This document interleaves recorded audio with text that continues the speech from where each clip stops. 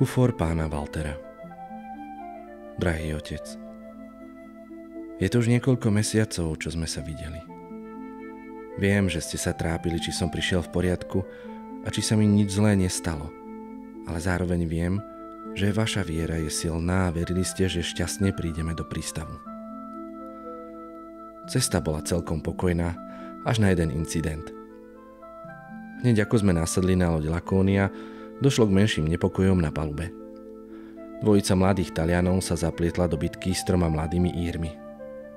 Na lodi chvíľu vypukla panika, avšak celú situáciu upokojila lodná ochranka, ktorá ich všetkých vyhodila z lode. Od tej chvíle sa na lodi nič mimoriadne nestalo. Spali sme v malých kajutách a cesta sa zdala byť nekonečná. Okolo nás nič, iba oceán. Všade samá voda. Po 2 týždňoch sme konečne priplávali do prístavu. V ten okamih, ako loď zakotvila, sa na palubu zbehlo množstvo ľudí. Každý chcel vystúpiť z lode čo najskôr a vidieť New York. Ľudia sa na nás tlačili, ale podarilo sa nám pretlačiť celkom dopredu. Po niekoľkých minútach spustili mostík a my sme mohli vstúpiť do Ameriky. New York je obrovské mesto. Nič väčšie som v živote nevidel. V uliciach je mnoho ľudí. Rôznych. Sú tu aj čierni ľudia. Pamätáte sa, ako nám o nich kedysi rozprával starý Fritz Neumann? Že bieli ich vodia uviazaných v železných okovách, aby im neušli? Tak to nie je pravda. Chodia po uliciach a sú rovnakí ako my. Niektorí z nich chodia pekne oblečení, v oblekoch. A ich ženy sú pekné. Všade je toľko svetiel. Hneď prvý deň sme sa s Hansom vybrali na adresu, kde mal bývať Schmidt. Na adrese však nik nebýval. Teda žiaden Schmidt, synovec pána Weissmana. Možno tam býval, no nebol tam naozaj nik, kto by sa tak volal. To bol pre nás najťažší okamih. Bez kontaktu a bez práce v cudzej zemi. S Hansom sme strávili pár dní na ulici. Nakoniec sme našli jedno mesiarstvo, ktoré vlastnil náš krán, pán Hofbauer. Ten využil pár kontaktov a ešte v ten deň nám našiel prácu v malej továrni a miesto, kde sme mohli bývať. Bol to taký malý byt, ledva sme sa my dvaja pomestili, ale mali sme aspoň strechu nad hlavou. V tej továrni sme časom spoznali ďalších krajanov, ktorí však našli lepšiu prácu a tak po 2 mesiacoch sme spolu s nimi odišli na iné miesto. Teraz pracujeme na stavbách. Máme lepší plat a s Hansom sme si mohli dovoliť každý svoje bývanie. Učím sa aj ich reč. Celkom mi to ide. Tento týždeň som sa zoznámil s jednou mladou Američankou. Volá sa Scarlett. Je moc milá, vzala ma do kina. Moc som tomu nerozumel, ale bolo to fajn. Máme stretnutie dnes a už sa teším. Kúpil som jej malý darček. Ako si ma učil, že ženám mám byť pozorný. Ako ty si bol k mame. Asi k nej niečo cítim. A keď mi reč ide pomaly, vždy sa pri mne smeje. Dúfam, že nič nepokazím. Drahý otec, budem veľmi rád, ak za mnou pricestujete. Nemusíte sa cesty báť. Stačí, ak nasadnete na loď a ja vás prídem počkať. V prístave je taký veľký žeriav. Budem tam stáť, keď docestujete. V obálke vám posielam peniaze na cestu. Určite prídite. Tam doma už nie je miesto pre nás. Teším sa na vás, drahý otec. Váš syn Daniel.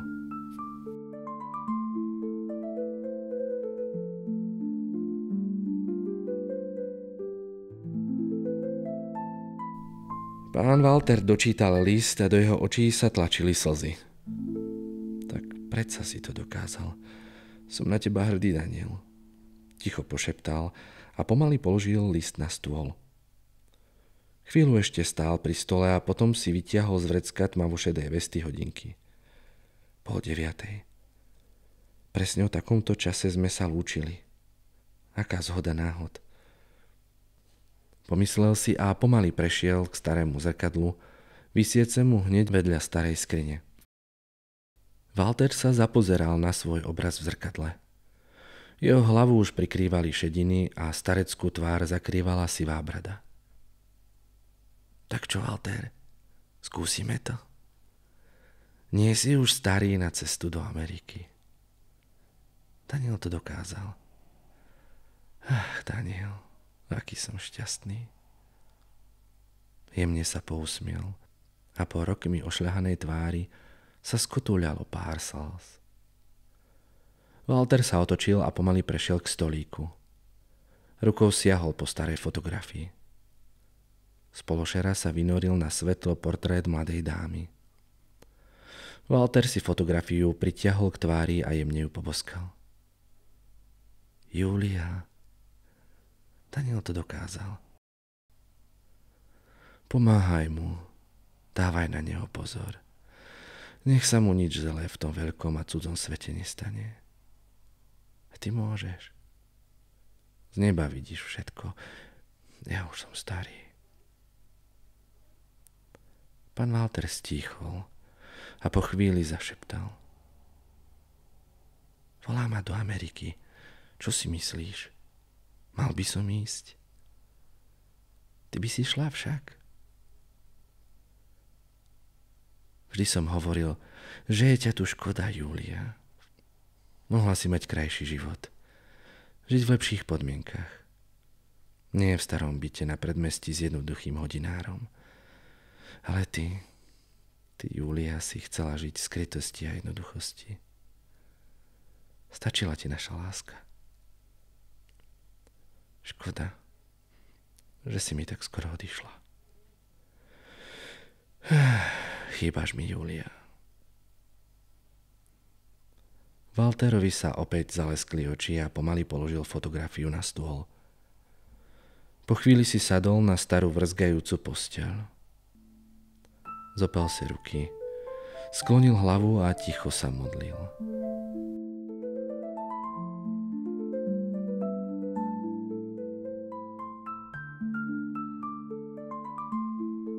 Spoza okna zaznel hluk. Ulicou prebehol konský povoz. Pán Walter sa zobudil. Ani nevie, ako zaspal. V izbe už bola tma. Stará petrolejová lampa už dávno zhasla.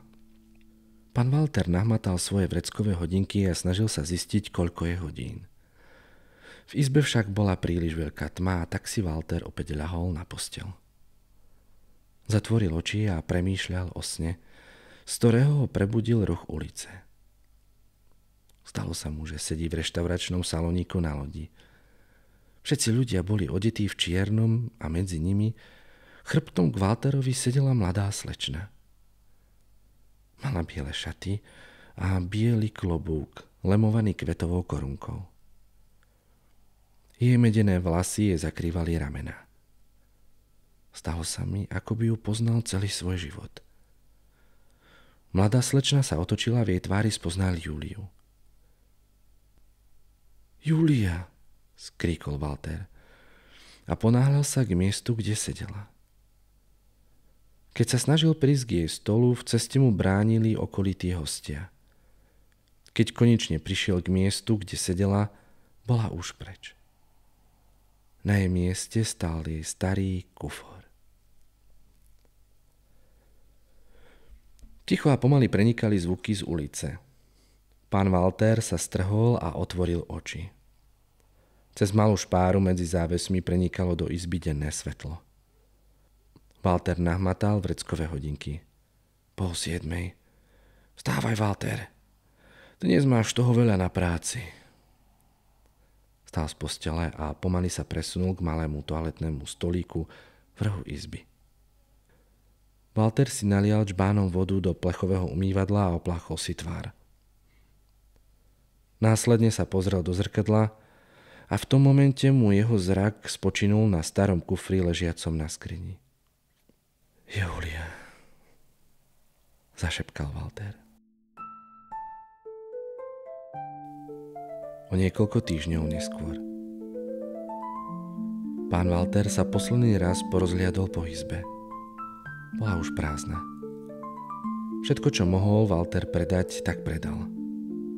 V izbe ostali iba staré závesy, posteľ, toaletný stolík, skriňa, zrkadlo. Walter pristúpil k malému stolíku a vzal si fotografiu svojej manželky. Môžeme ísť, Julia. Vložil si fotografiu do vnútorného vrecka na kabáte. Posledný raz sa pozrel do izby a zatvoril dvere.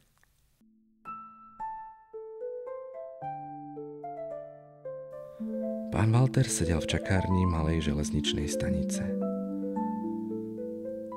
Bol pokojný večer. Walter si rukou prešiel po kabáte, ešte raz si skontroloval doklady a cestovný lístok, ktorý si vložil do vrecka. Bol trochu nervózny. Čakala ho dlhá cesta do neznáma a nerad by niečo pokazil. Opäť si nahmatal vrecko s dokladmi a cestovným lístkom. Pre istotu, aby sa ubezpečil, že mu niekde nevypadli. Po chvíli sa však rozhodol, že bude lepšie, ak si doklady s lístkom vloží do kufra. Nakoľko odtiaľ mu zaiste nič nevypadne. A tak aj urobil. Kufor si položil vedľa seba a pevne ho stisol za rukoveď. Pán Walter sedel a ticho čakal. Z vrecka vo veste vytiahol hodinky a skontroloval čas. Bolo práve 5 minút po 8:30 a vlak ešte neprišiel. Na stanici sa otvorili dvere a do čakárne vošla mladá pani s malým dievčatkom. Námetkovo sa poobzerala po čakárni, chytila dievčatko a pristúpila k Walterovi. Prepáčte, prosím, môžeme si prisadnúť? Zdvorilo sa spýtala. Samozrejme, odpovedal zdvorilo Walter a oči sa mu rozžiarili ľudskosťou. Pán Walter bol veľmi spoločenský človek a zo všetkého najviac mal rád ľudí. Mladá pani si prisadla, ale nebola príliš zhovorčivá. V rukách pevne zvierala lístok a bola trochu nervózna. Aj vy cestujete do Berlína?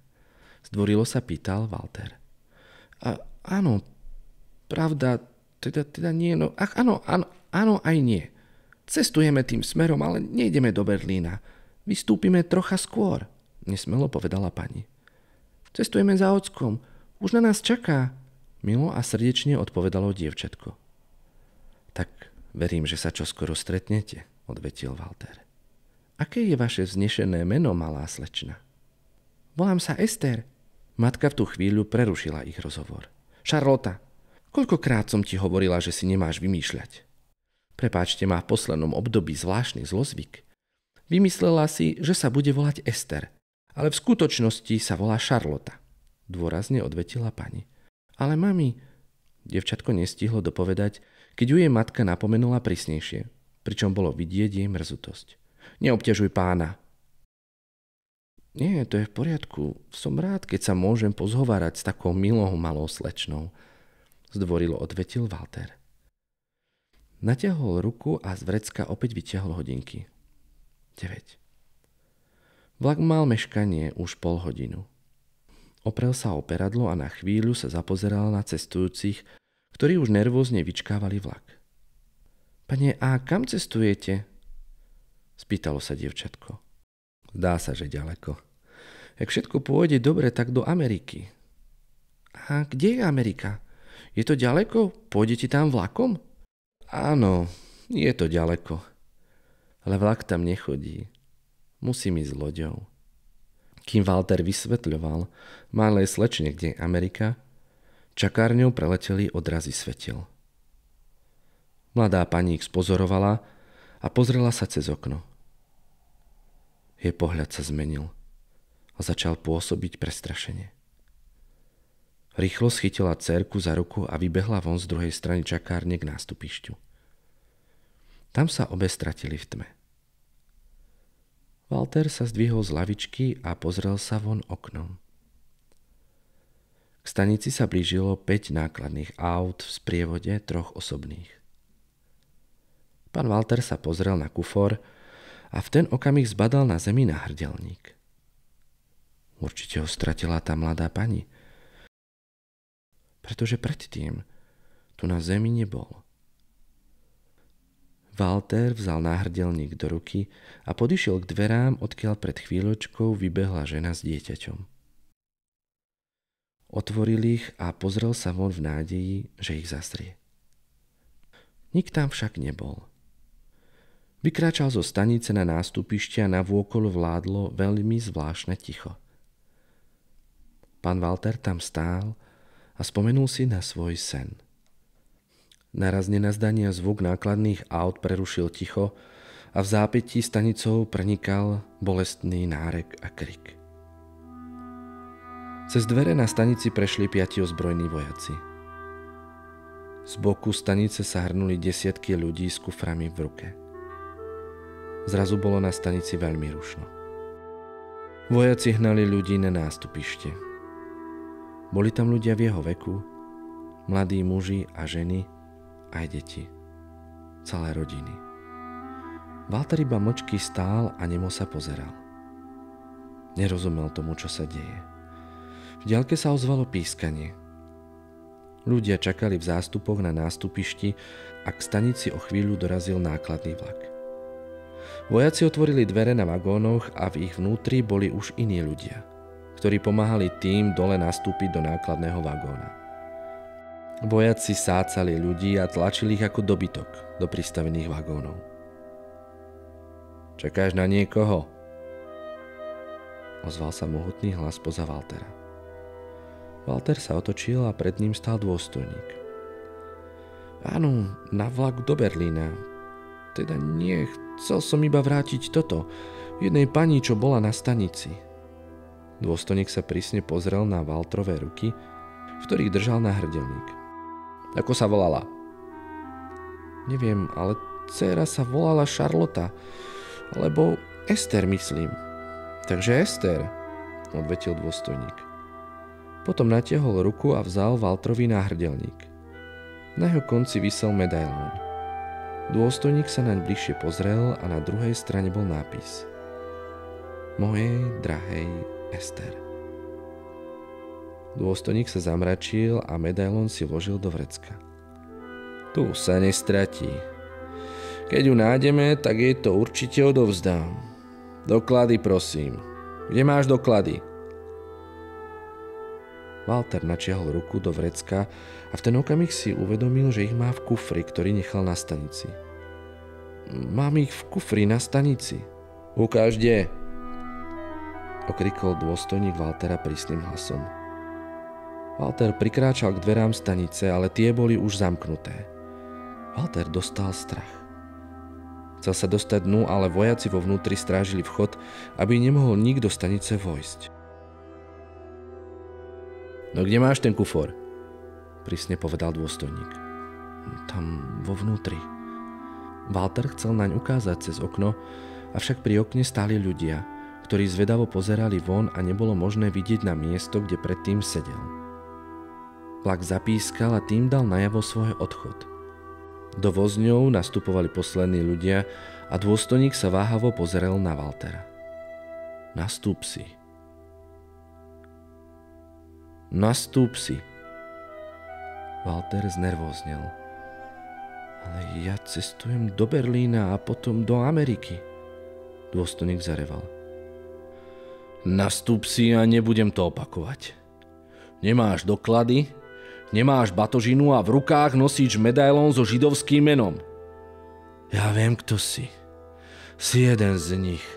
Si hnusný, smradľavý žid. Ale ja? Ja nie som... Walter nestihol dopovedať vetu, keď zrazu niekto pristúpil k nemu zozadu. Walter pocítil tupý úder a následne silnú bolesť na temene hlavy. Náraz bol taký silný, že spadol na kolená. Jemne sa načiahol rukou na miesto, kde pocítil úder a na jeho rukách sa objavila krv. Nastup si, ozývalo sa zo všetkých strán. Pán Walter však ticho kľačal a pozeral sa na dôstojníka. Nepočul si, čo ti povedal herr komandant? Ozvalo sa opäť spoza neho a v zápäti prišiel druhý, silnejší úder. Walter ešte chvíľu pozeral pred seba, no pred sebou už nevidel dôstojníka. Za ním v diaľke sa k Walterovi približovala mladá žena. Mala krásne, hrdzavé vlasy. Jej kadere splývali s jej ramenami. Pristupovala bližšie a mala nádherný úsmev. Walter vedel, že ten úsmev patrí iba jemu. Júlia. Ticho zašepkal a potom jeho zrak zahalila tma. Walterovo bezvládne telo sa ticho zvalilo na zem. Vojaci stáli okolo neho a mlčky sa pozerali na nehybné telo. Dôstojník si zapálil cigaretu a dal rozkaz, aby ho naložili. Vlak zapískal a odišiel z nástupišťa. Vojaci odišli a zakrátko prišiel vlak do Berlína. Na stanici zavládlo ticho. Ľudia odcestovali. Svetlá zhasli a pod lavičkou ticho a nehybne ostal ležať kufor pána Waltera.